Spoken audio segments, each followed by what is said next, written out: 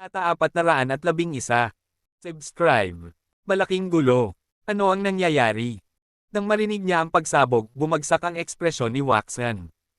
Gayunpaman, bago pa man siya makatapos ng pagsasalita, hindi mabilang na mga truck ng militar ang dumating sa kanila. Ang bawat truck ay puno ng mga armored na sundalo. Ang lahat ng mga sundalo ay umaapaw sa layuning pagpatay. Sa isang sulyap, masasabi ng lahat na naruroon na sila ay bahagi ng espesyal na lakas ng Gronga. Ang espesyal na lakas ng Gronga. Nang mapagtanto kung ano ang nangyayari, namutla ang mukha ni Waxan. Ano ang ginagawa ng Gronga Special Force dito? Hindi sila kailanman nakikialam sa mga bagay sa Gronga. Habang nag-iisip si Waxan, huminto ang mga truck ng militar sa labas ng mansyon. Di nagtagal, pinalibutan ng hindi mabilang na mga sundalong may armas ang mansyon. Tumapurol na kalabog, sinipa mula sa labas ang pangunahing pinto ng mansyon. Agad na binawa ng mga sundalo ang mansyon. Lahat, ibaba ninyo ang inyong mga armas. Tumuko ka na, o hindi tayo magpapakita ng awa.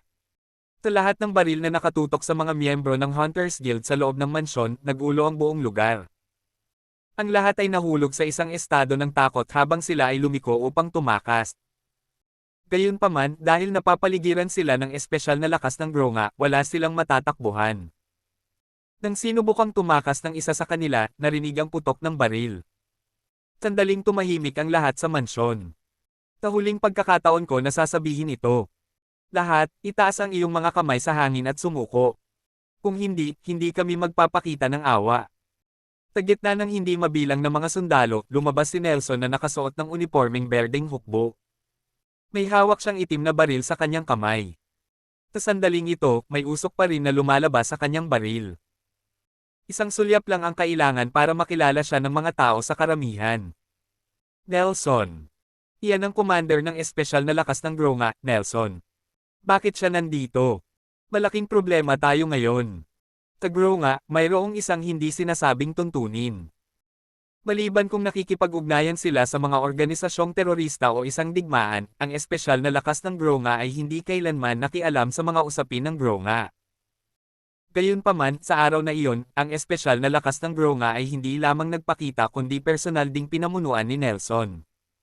Ano kayang ibig sabihin nito? Nangangahulugan ito na kung sino man sa kanila ang manggahas na maghimagsik, ang espesyal na lakas ng Gronga ay lipulin sila tulad ng isang grupo ng mga terorista. Sa isang iglap, ang mga miyembro ng Hunters Guild na patuloy na binababa ang opisina ni Ozure at si Ozure ay naging masunuring maliliit na tupa. Nakahawak sila sa kanilang mga kamay sa kanilang mga ulo at naglupusay sa sahig. Wala sa kanila ang nangahas na gumawa ng kahit isang tunog. Puntahan mo ang lahat ng kanilang mga armas. Kung may lumalaban, barilin mo. Kautos ni Nelson, pumunta ang mga sundalo at kinumpiska ang lahat ng armas na pag-aari ng mga gwardya. Samantala, ang mga gwardya ay hindi nang ahas na lumaban. Sa kabaligtaran, iniabot nila ang kanilang mga armas nang walang reklamo. Kung ikukumpara sa espesyal na lakas ng Gronga, sila ay walang iba kundi isang grupo ng mga second-rate na manlalaban.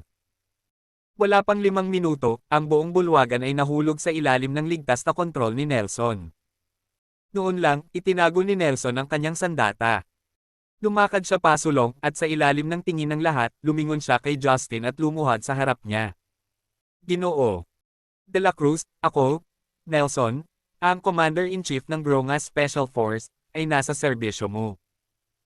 Alinsunod sa iyong mga tagubilin, 50,000 sa ating mga sundalo ang nasa labas na naghihintay na maglingkod sa iyo.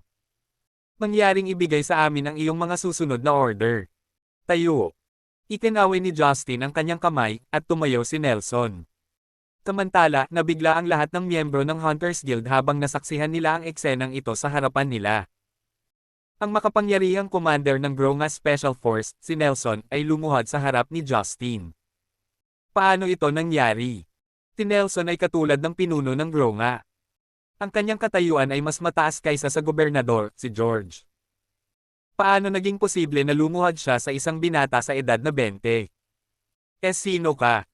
Bukod sa mga miyembro ng Hunters Guild, puno rin ng gulat ang mukha ni Waxan habang nakatitig kay Justin. Ang kanyang mga mata ay puno ng hindi makapaniwala. Sino ako sa tingin mo? Matamlay na tinitigan ni Justin si Waxan. Ako yung taong sinisigawan mo na pabagsakin mo kanina. Yung taong gusto kong ibagsak. Ozure. Si Justin si Ozure.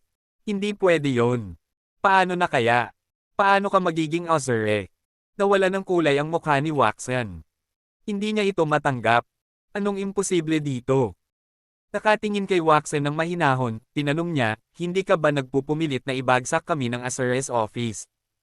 Don't tell me nilalamig ka na. Hindi pwede ito. Namumutla ang mukha ni Waxan habang bumubulong sa sarili. Maaaring nangaral siya tungkol sa pagtanggal sa opisina ni Azure at sa Azure, ngunit hindi iyon nangangahulugan na naiintindihan niya kung gaano nakakatakot ang opisina ni Azure. Ang pangangaral tungkol dito ay isang bagay, ngunit kapag nahaharap sa tunay na Azure, ito ay lubos na naiiba. Kunin mo siya. Ayaw nang sayangin pa ni Justin ang kanyang oras. Nang matanggap ang kanyang mga utos, hindi nag-atubili si Nelson. Humakbang siya at hinawakan ng kaliwang kamay ang leeg ni Waxan. Pagkatapos, binuhat niya ito sa hangin.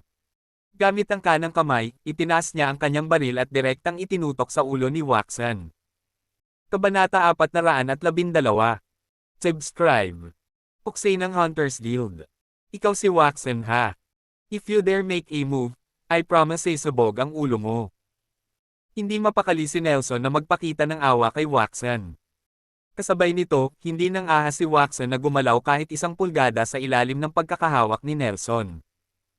Pinalingan ni Justin si Nelson ng isang walang malasakit na sulyap. Kunin mo ang iba.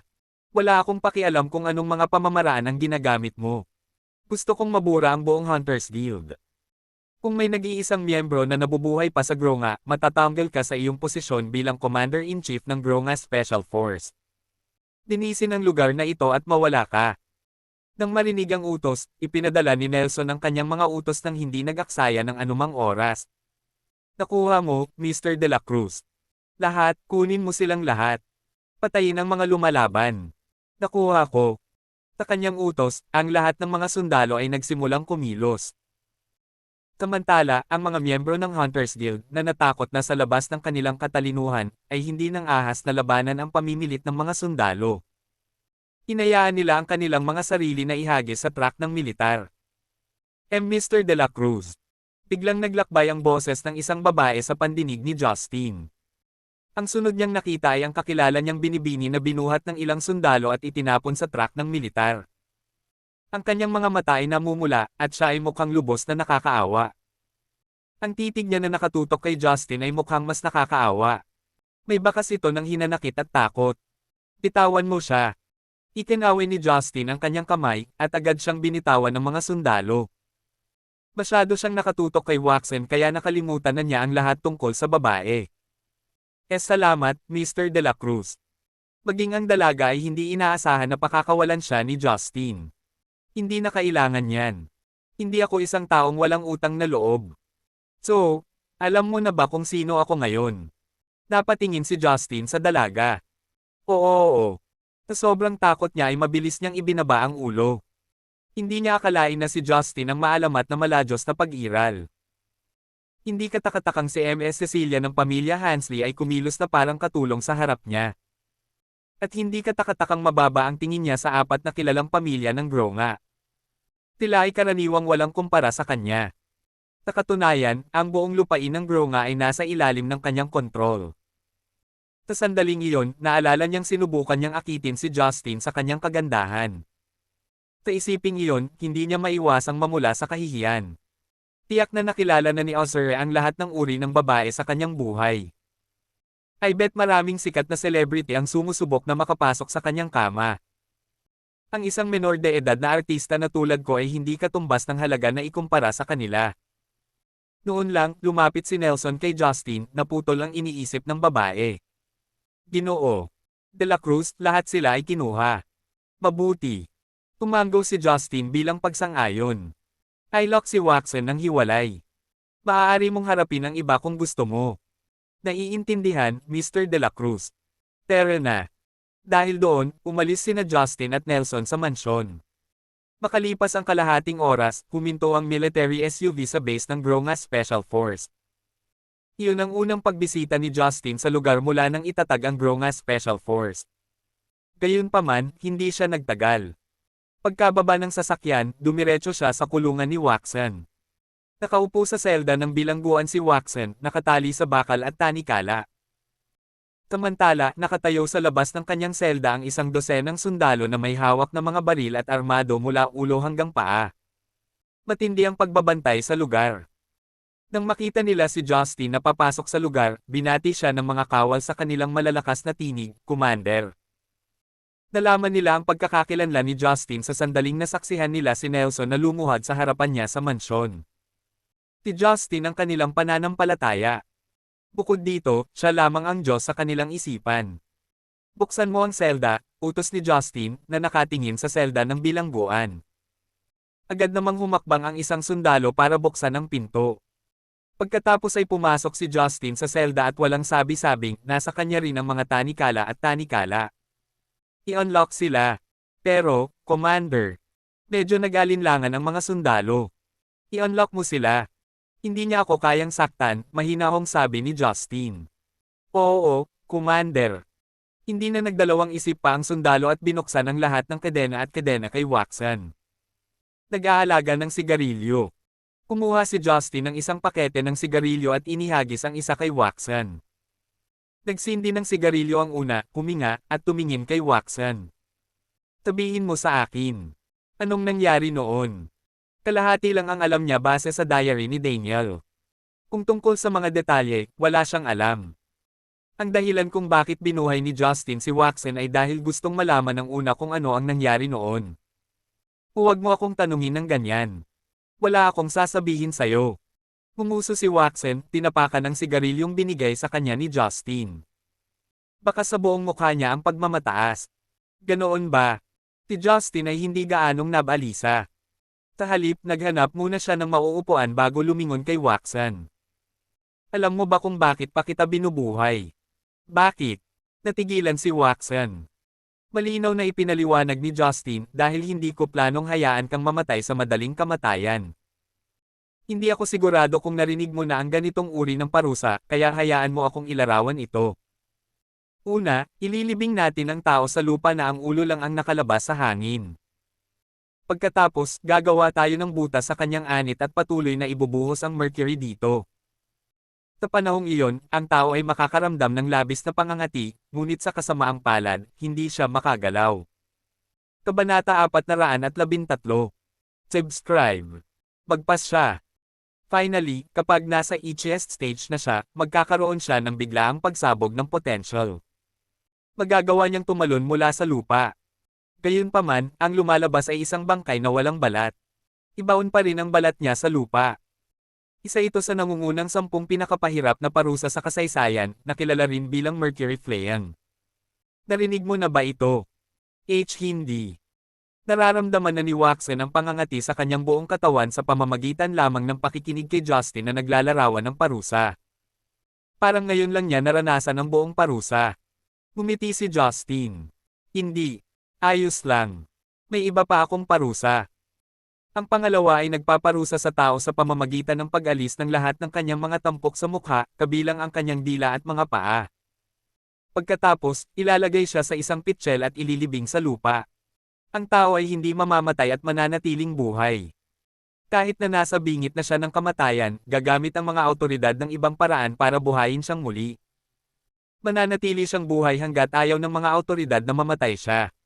Ito ay tinatawag na human swine. Nabalitaan ko na ito ay inimbento ng isang reyna mula pa noong unang panahon. Narinig mo na ba ang tungkol dito? Itigil mo yan. Tumahimik ka. Manahimik ka. Tigaw ni Watson. Si Watson ay malapit nang mawala sa kanyang isip sa pamamagitan lamang ng pakikinig kay Justin na nagsasalita tungkol sa mga parusa. Ano ang laman ng isip ng mga Tsenayan na ito? Paano sila makakaimbento ng mga nakakatakot na parusa? Relax. May isa pa akong hindi masasabing parusa. Pinitik ni Justin ang abo ng sigarilyo at itinoon ang tingin kay Watson. Sa Chania, mayroon tayong medieval na parusa na tinatawag na lingering death. Dapat pamilyar ka dito, tama ba? Una, igagapos ang kriminal. Pagkatapos, balot siya ng lambat. Pagkatapos, Gagamit ang mga awtoridad ng pinakamatalim na kutsilyo at sisimulan nilang putulin ang laman na nakalantad sa labas ng lambat. O, iyon ang nagpapaalala sa akin. Ang parusang ito ay may ibang pangalan na tinatawag na death by 8,000 cuts. Ibig sabihin, hanggat wala pang 1,000 hiwa, hindi mamamatay ang kriminal, gaano man siya magmakaawa. Nang matapos ni Justin ang kanyang huling pangungusap, binigyan niya ng kalmadong tingin si Watson. Ang nakitang panginginig ng huli ay hindi napigil ang nagdulot ng banayad ng ngiti sa mukha ni Justin. Sa tatlong parusang ito, alin ang mas gusto mo, Watson? Wala sa kanila. Nanginginig ng husto si Watson na parang lumalabas sa kanyang mga pores ang kanyang pagtanggi. Makinig ka dito, Justin. Barilin mo ako kung maglakas loob ka, ngunit hinding-hindi susuko ang makapangyarihang Hunters Guild sa mga banta mo. Oh, talaga. Tumawa si Justin at itinapon ang kanyang sigarilyo sa lupa. Gusto kong makita kung gaano kakatapang bilang miyembro ng Hunters Guild. Pagkasabi nito, tumalikod siya at sinabi sa mga kawal, maghanda kayo ng lambat at ilang kutsilyo. Hayaang maranasan ng miyembrong ito ng makapangyarihang Hunters Guild kung ano ang death by 8,000 cuts o lingering death. Oo, Commander. Kautos ni Justin, nagmarcha ang mga sundalo. Nang makaalis na sila, sinabihan ni Justin ang iba pang mga kawal, kayo dyan. Maghanda ng isang pitchel at ilang mercury. O, at maghukay ka rin ng butas. Naiintindihan ko, Commander. Nang marinig ang utos ni Justin, tumalikod ang mga kawal at umalis ng walang pag-aalinlangan. Gayunpaman, nawala ang kulay sa mukha ni Watson matapos makinig sa kanilang pag-uusap. Maging ang kanyang katawan ay nagsimulang manginig muli ng hindi mapigilan. Hindi mo ako kayang pretuhin ng ganito. Ako ay isang dayuhan. Magsisimula ka ng internasyonal na pagtatalo sa pamamagitan ng paggawa nito sa akin. Kaagad, naging malamig ang tingin ni Justin at ang kanyang mga mata ay puno ng paghamak. Ano ngayon? Malugod kong tatanggapin ang pag-atake ng sinuman kung mayroong anumang bagay na hindi sila nasisiyahan. Kailan pa ba natatakot ang makapangyarihang tiyanija sa mga barbarong ito? Ikaw. Ang huling pangungusap ni Justin ay nagpagalit kay Watson kaya namumula ang kanyang mga mata. Malamig na tinitigan ni Justin si Watson. Ayoko nang marinig pa ang kalokohan mo, Watson. Mayroon kang huling pagkakataon. Maaari mong piliing sabihin sa akin kung ano ang nangyari noon, o maaari mong piliing matikman ang maalamat na nangungunang 10 nagpapahirap na parusa. Huwag mag-atubiling pumili ng isa. Agad na tumahimik si Justin at tinitigan si Watson ng walang salita, pinapanood ang huli na nagpupumigla sa loob. Mukhang gusto niyang maglagay ng huling laban. Habang si Watson ay nalilito pa rin, ang unang grupo ng mga sundalo ay pumasok na may dalang lambat at mga kutsilyo. Commander, nakita namin ang mga kutsilyo at ang lambat. Kaagad pagkatapos noon, sunod-sunod na yabag ang tumunog sa likuran nila. Commander, nahanap na namin ang pitchel at ang mercury din. Nauubusan ka na ng oras. Casual na ikinaway ni Justin ang kamay at tumingin kay Watson. Mayroon ka pang 3 segundo para magdesisyon. 3, 2, 1. Nang ayanunsyo ang huling numero, biglang sumigaw si Watson kay Justin na tila nawala ng malay, kung pipiliin kong sabihin sa iyo ang nangyari noon, ililigtas mo ba ang aking buhay? Hindi, tinanggihan ni Justin ang kanyang kahilingan nang hindi nag-iisip ng 2 beses. Kabanata 414. Subscribe. Ang nakaraan. Masasabi ko sa iyo ang lahat ng gusto mong malaman. Sasabihin ko sa iyo ang lahat, kasama ang plano ng Hunters Guild sa Tiyanija, ang plano nila sa ibang bansa, at ang pagkamatay ng iyong mga magulang. Masasabi ko sa iyo ang lahat ng iyon. Please lang iligtas mo ang buhay ko. Kaya mo ba yon? Walang pag-aalinlangan, napaluhod si Watson sa harapan ni Justin na may kabog-abog nang matapos siyang magsalita. Sa puntong iyon, walang pagmamataas sa Watson. Ang dignidad at pagmamataas ay walang kahulugan sa harap ng kamatayan. Hindi ako interesado sa lahat ng iyon. Gusto ko lang malaman kung sino ang sangkot sa pagkamatay ng aking mga magulang, hiling ni Justin.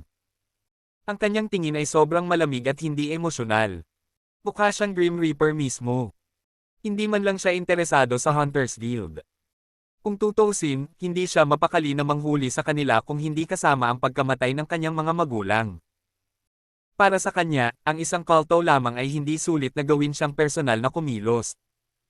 Kailangan ko lang sabihin mo sa akin kung sino ang sangkot sa pagpatay noon. Wala akong pakialam sa iba. Hindi mo ba talaga guguluhin ang buhay ko? Nagmamakaawa si Waxen, nakabitin sa kanyang huling piraso ng pag-asa. Hindi, malamig na pagtanggi ni Justin. Lahat ng sangkot sa pagpatay ay hindi maaaring buhay. Kung sino man ito, at nasaan man sila, hinding-hindi ko hahayaang makalaya sila dito. Gagawin ko ang lahat para patayin sila. Kahit na ang ibig sabihin nito ay habulin sila hanggang sa dulo ng mundo. Nakita ko. Sa sandaling marinig ni Waxen ang mga salita ni Justin, agad na naunawaan ng una ang sitwasyon. Mamamatay siya sa araw na iyon, ano man ang mangyari. Ang tanging pagpipilian niya ay ang piliin ang kanyang paraan ng pagkamatay. Maaari siyang mamatay sa pagpapahirap o mamatay sa hindi gaanong kakilakilabot na kamatayan. Iyon lamang ang kanyang dalawang pagpipilian. Ang tatay mo ay halos 20 anyos pa nang makilala ko siya noon. Napakabata pa niya noon. Mga edad mo siguro. Kamukha mo siya lalo na yung mga mata. Noong una kong nakita ang mga mata mo, alam kong medyo kamag-anak ka ni Daniel. Sa huli, pinili niyang sumunod at ibigay kay Justin ang gusto niya. Pagkatapos ng lahat, si Waxen ay hindi natatakot sa kamatayan. Pinili niya lamang ang Hunters Guild upang tamasahin ang buhay ng isang taong may mataas na katayuan sa Gronga. Kasabay nito, maaari niyang linlanggan at samantalahin ang ilang magagandang babae. Ang kanyang moto at dignidad ay karaniwang walang silbi sa kanya. Pumunta ka sa punto. Putol ni Justin. Wala siyang interes sa mga emosyonal na kwento ni Waxen. Mukhang galit na galit si Waxen. Huwag mo akong gambalain. Kung hindi ko sisimulan ang kwento mula noong tayo ay nagkakilala, paano mo malalaman kung ano ang nangyari noong panahong iyon? Ang Daniel na kilala namin noon ay isa sa pinakadakilang miyembro ng Hunters Guild. Siya ang may pinakamalaking potensyal na maging taong namamahala sa Hunters Guild basta't hindi nangyari ang insidente noon. Yung pangyayari noon. Nagsalubong ang kilay ni Justin nang marinig ang mga salitang iyon. Naalala niyang may nakita siyang bakas ng pangyayari sa diary ni Daniel. Gayunpaman, ito ay nabanggit lamang sa madaling sabi. Walang mga detalyeng naitala. Ang isinulat lamang ni Daniel ay hindi niya sinasadyang natagpuan ang nakakagulat na sikreto ng Hunters Guild. Ano ang ibig mong sabihin sa pangyayari noon? Nakasimangot na tanong ni Justin. Hindi na niya dapat sinilip ang notebook ko kapag na-distract ako dahil naka-record doon ang totoong sikreto ng pagkakatatag ng Hunters Guild. Kung hindi niya titignan ang notebook ko, baka hindi siya namatay. Nagdilim ang ekspresyon ni Waxen habang inilarawan ang pangyayari. Anong sikreto nito? Tanong ni Justin. Inangat ni Waxen ang kanyang ulo para tingnan si Justin. Ito ang tunay na layunin ng pagkakatatag ng Hunters Guild. Sa tingin mo ba ang aktwal naming layunin ng pagbuo ng Hunters Guild ay ang pabagsakin ang opisina ni Ozure? Para pabagsakin ka. Ikaw ay mali. Hindi ka pa ipinanganak noong nagsimula tayo sa Hunters Guild. Noon, nahaharap pa rin si Chania sa isang digmaan. Nagtatag kami ng Hunters Guild para magkaroon kami ng lugar sa Chania. Nais naming pag-isahin ang aming bansa at kunin ang sa iyo habang nagpapatuloy ang digmaan. Iyan ang tunay na intensyon ng pagtatatag ng Hunters Guild. Siyempre, sinabi namin sa publiko na ginagawa namin ito upang iligtas ang iyong mga mamamayan, upang mailabas ang mga mamamayan ng Chania sa kaguluhan sa lalong madaling panahon. Noong una, iyon din ang iniisip ni Daniel. Kaya naman siya sumali sa Hunters Guild. Gayunpaman, hindi niya naisip na wala kaming intensyon na iligtas ang mga Chenayan. Sa halip, nais naming gawing atin ang iyong bansa. Kaya naman, ang sinumang nakatuklas ng sikreto ay pinatay, maliban sa mga tunay na miyembro ng Hunters Guild. Papatayin natin ang bawat isa sa kanila, maging sino man sila. Kahit si Daniel yon. So, yun ang tinatawag mong sikreto. Tanong ni Justin na nakakamatay ang tingin. Agad na napuno ng isang nakamamatay na tingin ang kanyang mga mata. Mga 20 taon na ang nakalilipas, ang Chania ay nasa isang estado ng kaguluhan, kasama ang mga warlord na nakikipaglaban sa isa't isa at ang mga mamamayan ay nagdurusa sa mga epekto nito. Hindi lamang ang mga dayuhang ito ay hindi naisip na itigil ang digmaan, ngunit nais nilang gamitin ang pagkakataon na gawin ng Chania na kanilang pinagmumulan. Napakasama. Kabanata 415. Subscribe. Paalis ng Gronga. Tama iyan. Walang pag-aalinlangan na tumango si Waxan. Para hindi mabunyag ang sikreto, wala kaming choice kundi magsanib puwersa at patayin si Daniel at ang kanyang asawa. Pinalak ka naming patayin noong una. May kasabihan sa Chinayan, di ba? Upang mapupuksa ang lahat ng mga potensyal na banta, kailangan nating hawakan ang mga ito sa simula. Hindi ko akalain na nagawa mong tumakas at manatiling buhay hanggang ngayon. Kung alam ko lang, pinatay na kita noong sanggol ka pa, dagdag pa niya. Isang malamig na kinang ang sumilay sa mga mata ni Waxan habang nagsasalita siya. Tinisiraan niya ang kanyang desisyon na huwag ituloy ang paghuli kay Justin noon. Kung pinatay ko si Justin sa lahat ng mga taon na ang nakalipas, ang Azure's office at Azure ay hindi na umiiral. Higit pa rito, magpapatuloy pa rin ang digmaan sa Chania ngayon. Higit sa lahat, ako pa rin ang taong namamahala sa Hunters Guild. Sayang, hindi mo sinamantala ang sitwasyon. Walang pakialam na tumingin si Justin kay Waxan bago nagpatuloy, mayroon bang ibang dayuhan mula sa Hunters Guild na nakibahagi sa assassination bukod sa iyo? Tumango si Waxan na sumagot, oo. Bilang karagdagan sa ilan sa amin na namamahala sa Gronga, ilang matatandang miyembro mula sa ibang bansa ay nakibahagi rin sa planong pagpatay. Tama na yan. Natutunan ko lahat ng gusto kong malaman. Ngayon, maaari kang magpahinga ng mapayapa. Dahil doon, lumabas si Justin sa selda. Pagtingin sa umaatres na anyo ni Justin, biglang tumahol si Waxan, teka. Ayaw mo bang malaman ang listahan ng mga dayuhang miyembro ng guild? Hindi, ayoko. Ikinaway ni Justin ang kanyang kamay nang hindi lumilingon. Dagdag pa niya, walang kabuluhan para sa akin dahil ang ilang dayuhang miyembro ng Hunters Guild ay sangkot din sa assassination. Mas mabuting sirain ang buong sangay ng guild sa ibang bansa. Magiging hassle para sa akin kung isa-isa ko silang hahabulin. Maaari ko ring lipulin ang buong guild. At saka, matuturuan ko ang mga dayuhang iyon ng leksyon na ang sino mang gumawa ng krimen laban sa Chania ay mapaparusahan ng mabigat. Bigyan mo siya ng mabilis na kamatayan. Inutusan ni Justin ang mga sundalo sa pamamagitan ng isang pitik ng kanyang kamay bago umalis sa selda. Sa sandaling lumabas si Justin, isang malakas na putok ng baril ang umalingaw-ngaw sa buong selda.